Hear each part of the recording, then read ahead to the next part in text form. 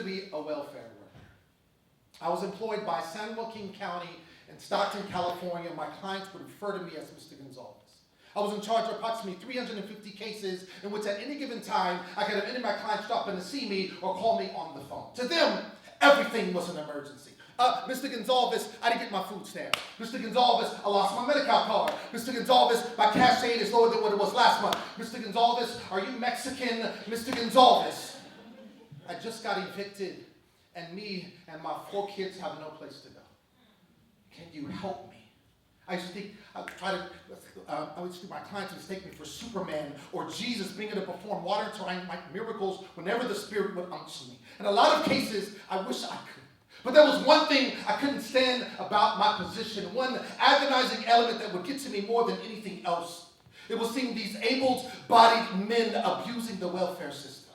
I'm speaking about leeches who latch onto women for the sole purpose of taking advantage of their situation, preying on their fears and insecurities instead of praying for a job and a future. I can't tell you how many times I've seen a couple come in, and when I ask who's the one generating income, the woman would raise her hand. While the man would just raise his expectations for her to make more money. It infuriates me to the core to know that a woman can come in visibly shaken, fresh from a session of domestic abuse, and I can't help it. Because I didn't have the right forms, or she's not in the right program, or the government feels she's been assisted too long, yet her sparring partner can go out during his illegal pharmaceutical activities, catch a bullet, and turn around and file for disability funded by that same government. Now, if you had to use a system in the past to survive, or that's the course you're on now to make ends meet, of course this poem is not about you. No, this poem is about those guys who won't stay employed so they don't pay child support. This poem is about those dudes that would rather sit around playing Xbox than find ways to fill their kids' lunchbox. They're not real fathers. They're just sperm donors with chest hair looking for the next baby mama fix.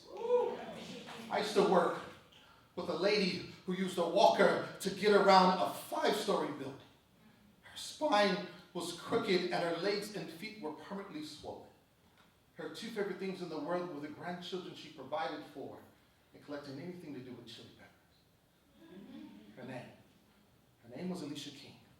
And on October 12th of 2009, she left this earth, overwhelmed and unappreciated.